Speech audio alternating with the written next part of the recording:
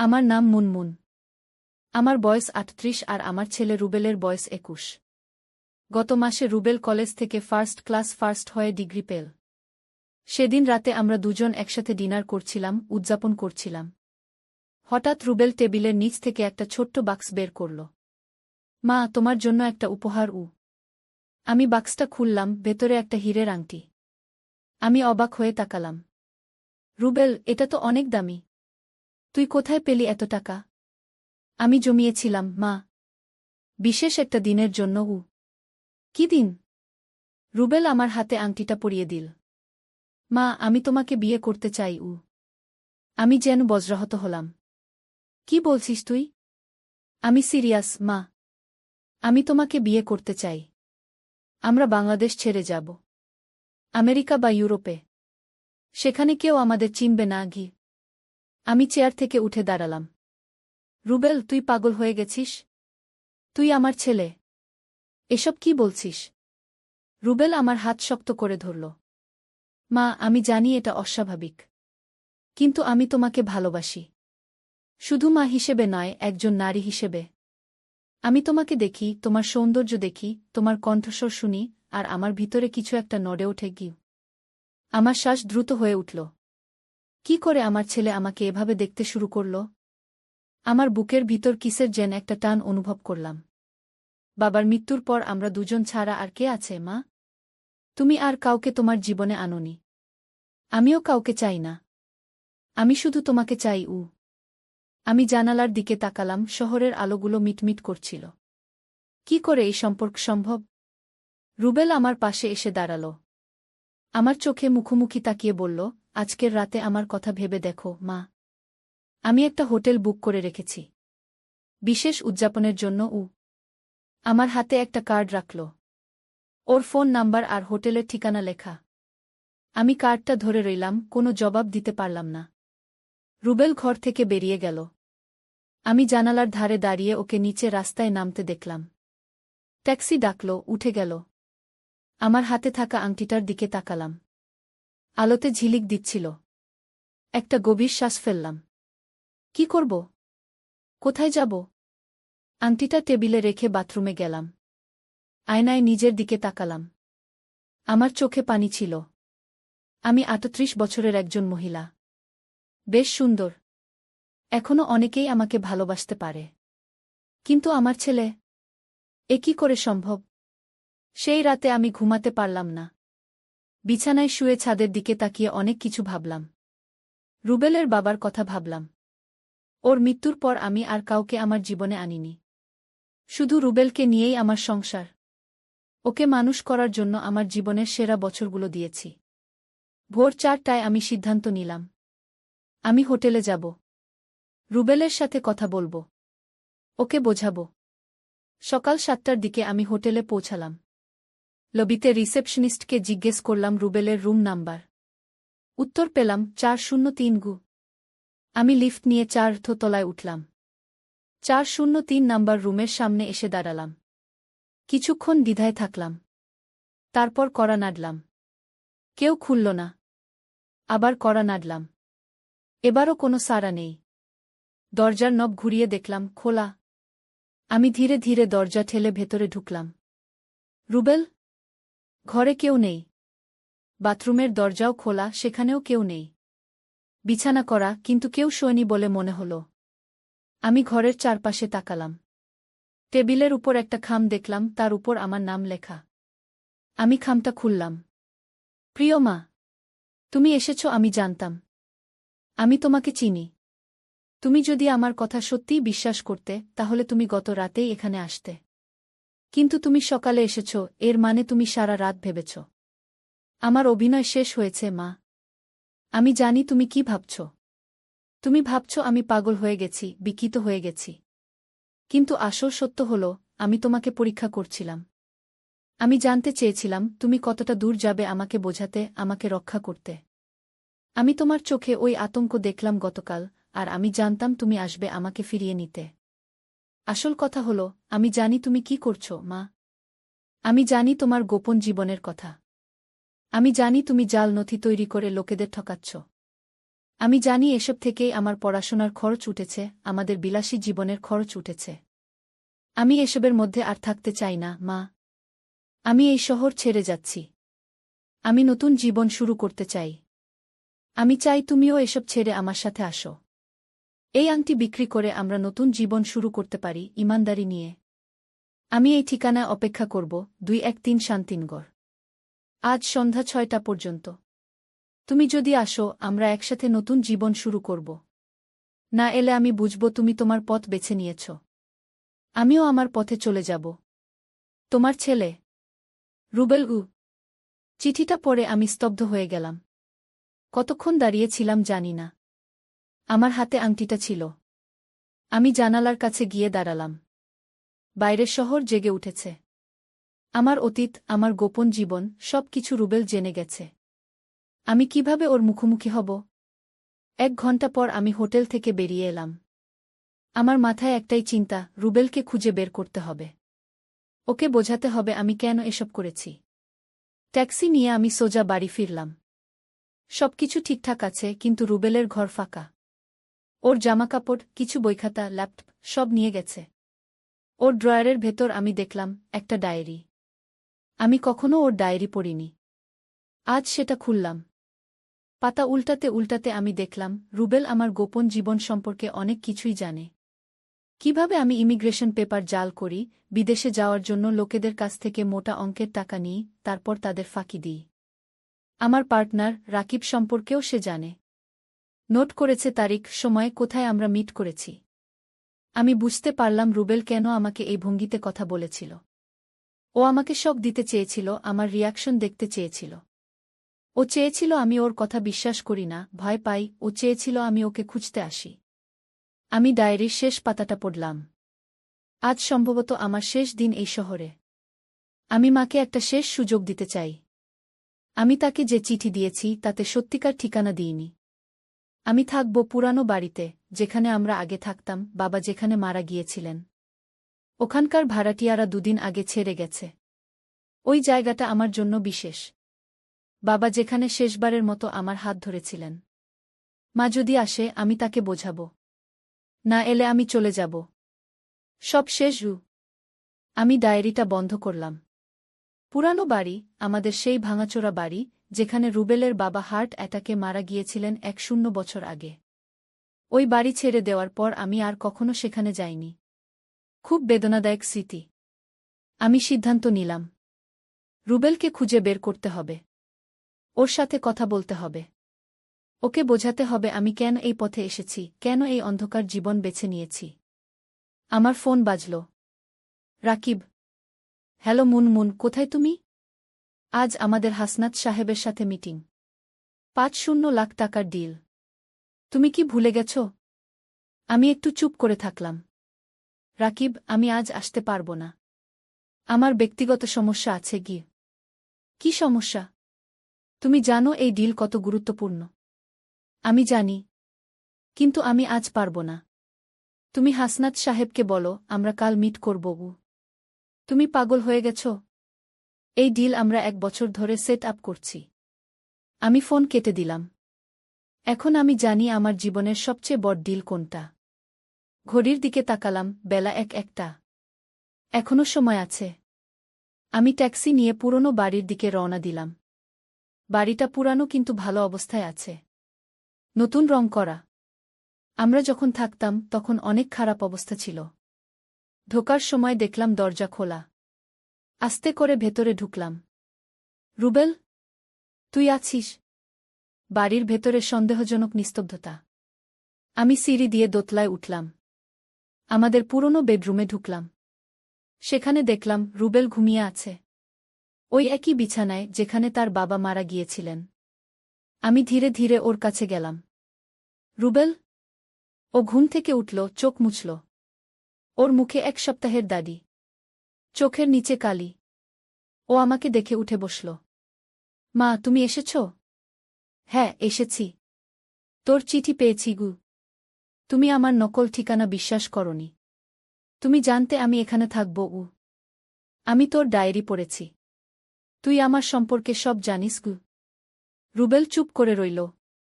আমরা দুজনেই জানতাম, এখন তলিয়ে যাওয়ার সময়, এখন সত্যি কথা বলার সময়। আমি ওর পাশে বসলাম। রুবেল, আমার কথা শোনো। তোর বাবা যখন মারা গেল, আমাদের অবস্থা কি ছিল মনে আছে? আমাদের এক পয়সা ছিল না। আমি চাকরির জন্য দরজায় দরজায় ঘুরেছি। কিন্তু কেউ আমাকে চাকরি দেয়নি। আমি একা মহিলা, কোনো ডিগ্রি নেই, কোনো দক্ষতা নেই। সব জায়গায় আমাকে হেয় করা হয়েছে। আর তার চেয়েও খারাপ, কিছু লোক আমাকে যৌন প্রস্তাব দিয়েছে চাকরির বিনিময়ে। সেই সময় আমি কোণঠাসা হয়ে গিয়েছিলাম। রুবেল শান্ত হয়ে আমার কথা শুনছিল। আমি চালিয়ে গেলাম। তারপর আমি রাকিবের সাথে দেখা করলাম। ও আমাকে একটা সহজ উপায় দেখিয়েছিল। জাল দলিল বানানো, লোক ঠকানো। হ্যাঁ, প্রথমে আমি রাজি হইনি। কিন্তু যখন তোর স্কুলের টিউশন ফি দেওয়ার সময় এলো, আর আমার হাতে কিছুই ছিল না, তখন আমি রাজি হয়েছিলাম একটা ছোট্ট কাজ করতে। ভেবেছিলাম শুধু একবার। কিন্তু তারপর ওই টাকা থেকে আমি দেখলাম তোর স্কুলে নতুন বই নেওয়া যায়, একটা ভালো জুতা নেওয়া যায়, বাড়িতে ভালো খাবার আনা যায়। তারপর তুমি আর থামোনি গি? হ্যাঁ, থামিনি। আমি দেখলাম এই পথে আমি তোকে ভালো স্কুলে পড়াতে পারব, তোর জন্য ভালো ভবিষ্যৎ বানাতে পারব। আরও বড় স্কিম, আরও বেশি টাকা। ধীরে ধীরে আমি অভ্যস্ত হয়ে গেলাম। কিন্তু মা, এটা ভুল। তুমি লোকেদের ঠকাচ্ছ। হ্যাঁ, ভুল। আমি জানি। কিন্তু আমি কি করতাম? আমার কাছে আর কোনো উপায় ছিল না গি। মা, অনেক উপায় ছিল। তুমি সৎ পথে থাকতে পারতে। আমার চোখ দিয়ে পানি গড়িয়ে পড়ল। আমি ভেবেছিলাম তুই কখনো জানতে পারবি না।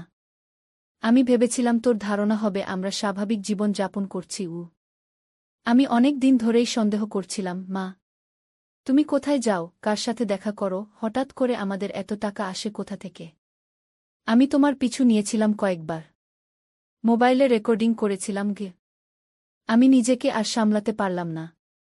রুবেলের কাঁধে মাথা রেখে কাঁদতে লাগলাম। রুবেল আমার পিঠে হাত রাখল। মা, আমি তোমাকে নিয়ে যেতে চাই এখান থেকে। নতুন জায়গায়, যেখানে আমরা নতুন করে শুরু করতে পারি। আমার ডিগ্রি আছে, আমি কাজ করতে পারব। আমরা সৎ পথে থাকব। কিন্তু কোথায় যাব আমরা? আমি এখানে আইনের নজরে আছি। আমি 3 মাস ধরে প্ল্যান করছি, মা। আমার কাছে 2টো টিকিট আছে নেপাল যাওয়ার। আগামীকাল সকালে। নেপালে আমার একজন বন্ধু আছে, রাহুল। ও আমাদের জন্য থাকার জায়গা ঠিক করে রেখেছে। আমি ওখানে একটা আইটি কোম্পানিতে চাকরিও পেয়েছি। আমি অবাক হয়ে তাকালাম। তুই এত কিছু করেছিস? হ্যাঁ মা। তোমাকে সঠিক পথে ফেরাতে হবে। তোমাকে সেই মুনমুন হতে হবে যে সৎ ছিল, যে আমাকে সৎ থাকা শিখিয়েছিল। কিন্তু রাকিব? ও আমাকে খুঁজবে। আমি রাকিবকে চিনি, মা। ও প্রেমের পাত্র নয়, ব্যবসার পার্টনার। টাকা দিলে ও ভুলে যাবে। টাকা? রুবেল বিছানার নিচ থেকে একটা ব্যাগ বের করল। খুলে দেখালো, বান্ডিল বান্ডিল টাকা। আমি অবাক হয়ে তাকিয়ে রইলাম। এগুলো কোথা থেকে পেলি? আমি হতভম্ব হয়ে জিজ্ঞাসা করলাম। মা, আমি গত 2 বছর ধরে রাকিবের অফিসের কম্পিউটার হ্যাক করেছিলাম। ওর সমস্ত ফাইল, তথ্য, ট্রানজ্যাকশন সব আমার কাছে আছে। আমি ওর থেকে ধীরে ধীরে টাকা সরিয়েছি, এমনভাবে যে ও বুঝতে পারেনি কে নিচ্ছে। আমি বিস্মিত হয়ে রুবেলের দিকে তাকালাম। আমার ছেলে এত চালাক, এত বুদ্ধিমান। আমি গর্ব অনুভব করলাম, কিন্তু পরক্ষণেই ভয়ও পেলাম। রুবেল, ওর কাছ থেকে টাকা নেওয়া মানে আমাদের অপরাধের পথে হাঁটা। জন্য এটা আমাদের প্রাপ্ত। কিন্তু এটা চুরি, রুবেল। এটা ন্যায়, রুবেল দৃঢ়ভাবে বলল। মা, আমরা এখন সিদ্ধান্ত নিতে হবে। তুমি কি আমার সাথে যাবে, নাকি রাকিবের সাথে থাকবে? আমি জানলা দিয়ে বাইরে তাকালাম। শহরের দূরের দৃশ্য দেখা যাচ্ছিল। আমি দীর্ঘশ্বাস ফেললাম। আমার জীবনের সবচেয়ে বড় সিদ্ধান্ত এটা। আমি তোর সাথে যাব, রুবেল। কিন্তু আমাদের উচিত হবে রাকিবের টাকা ফেরত দেওয়া। আমরা সৎ পথে নতুন জীবন শুরু করব। রুবেল আমার দিকে তাকাল। ওর চোখে বিস্ময় আর সম্মান ফুটে উঠল। তুমি এখনো সৎ আছো, মা। তাই আমি তোমাকে এত ভালোবাসি। হঠাৎ নিচে থেকে একটা গাড়ি আসার শব্দ পেলাম। আমরা জানালা দিয়ে দেখলাম রাকিবের গাড়ি। এত তাড়াতাড়ি? ও কিভাবে জানল আমরা এখানে? রুবেল, রাকিব। ও এসে গেছে। চিন্তা করো না, মা। আমি ওকে সামলাবো গো। রাকিব দরজায় জোরে জোরে ধাক্কা দিচ্ছিল। মুনমুন, আমি জানি তুমি ওখানে আছো। দরজা খোলো। রুবেল আমাকে পিছনের দিকে ঠেলে সিঁড়ি দিয়ে নিচে নামল। আমি জানালা দিয়ে দেখলাম রুবেল দরজা খুলল আর রাকিব ভেতরে ঢুকল। কোথায় তোর মা? কোথায় আমার টাকা? রাকিব ভাই, আপনি শান্ত হন গো। শান্ত? তোর মায়ের কারণে আমি 1 কোটি টাকার ডিল হারিয়েছি। হাসনাত সাহেব বলেছেন আমাদের সাথে আর কোনো ব্যবসা করবেন না। আমার রেপুটেশন মাটি হয়ে গেছে। আর তোর মা আমার 5-0 লাখ টাকা নিয়ে উধাও। আপনার টাকা? নাকি আপনি যে লোকেদের ঠকিয়েছেন তাদের টাকা? রাকিব একটু থমকে গেল। তুই কি বলতে চাস? আমি সিঁড়ি দিয়ে নিচে নামলাম। রাকিব, আমি এখানে। আমি কোথাও যাইনি গিয়ে। রাকিব ঘুরে আমার দিকে তাকালো। ওর মুখে রাগ আর বিদ্রূপ। তুমি পাগল হয়ে গেছ? তুমি জানো আজকের ডিল কত গুরুত্বপূর্ণ ছিল? আমি আর এসব করব না, রাকিব। লোকেদের ঠকানো, জাল দলিল বানানো আমি ছেড়ে দিচ্ছি গু। রাকিব হাসল। কি বললে? ছেড়ে দিচ্ছ? তুমি ভাবছ এত সহজে বেরিয়ে যাবে? তুমি জানো না আমি কত লোককে চিনি? কত ইনফ্লুয়েন্সিয়াল লোক আমার হাতের মুঠো। আমি চাইলে তোমাকে জেলে পাঠাতে পারি। রুবেল এক পা এগিয়ে এলো। আপনার হুমকি দেওয়া বন্ধ করুন, রাকিব ভাই। আপনি যদি আমার মাকে জেলে পাঠাতে চান, আপনিও যাবেন। আমি যাব? তুই কি বলছিস? রুবেল পকেট থেকে একটা পেন ড্রাইভ বের করল। এখানে আপনার সমস্ত তথ্য আছে। কাকে কাকে ঠকিয়েছেন, কত টাকা নিয়েছেন, কোন অফিসারদের ঘুষ দিয়েছেন, সব এখানে আছে। আমি আপনার কম্পিউটার হ্যাক করেছিলাম 2 বছর আগে।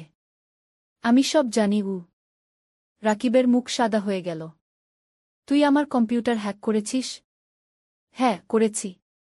আর এই তথ্য আমি ইমেইল করে রেখেছি আমার বন্ধুর কাছে। আমাদের যদি কিছু হয়, ওর নির্দেশ আছে এগুলো পুলিশে দেওয়ার জন্য। রাকিবের হাতের মুঠি শক্ত হয়ে গেল। কি চাস তুই? আমরা আমাদের পথে যাব, রাকিব ভাই। আপনি আপনার পথে।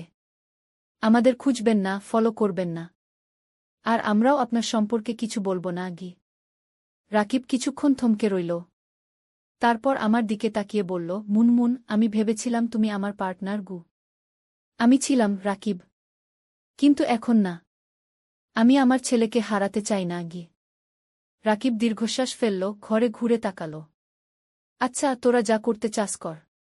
আমি চললাম। কিন্তু এটা মনে রাখিস, আমাকে ধোঁকা দেওয়া লোকেরা ভালো থাকে না গি। ও ঘর থেকে বেরিয়ে গেল। আমরা তার গাড়ি স্টার্ট নেওয়ার শব্দ শুনলাম, তারপর গাড়ি চলে গেল। আমি আর রুবেল একে অপরের দিকে তাকালাম। মা, আমরা এখানে নিরাপদ নই। রাকিব ফিরে আসতে পারে। আমাদের এখনই যেতে হবে গু। আমি মাথা নাড়লাম। হ্যাঁ, চল। আমরা সিঁড়ি বেয়ে উপরে উঠলাম, রুবেলের ব্যাগ নিয়ে দ্রুত বাড়ি থেকে বেরিয়ে এলাম। রাস্তায় আমরা একটা ট্যাক্সি ধরলাম। কোথায় যাবেন? ড্রাইভার জিজ্ঞেস করল। রুবেল আর আমি একে অপরের দিকে তাকালাম।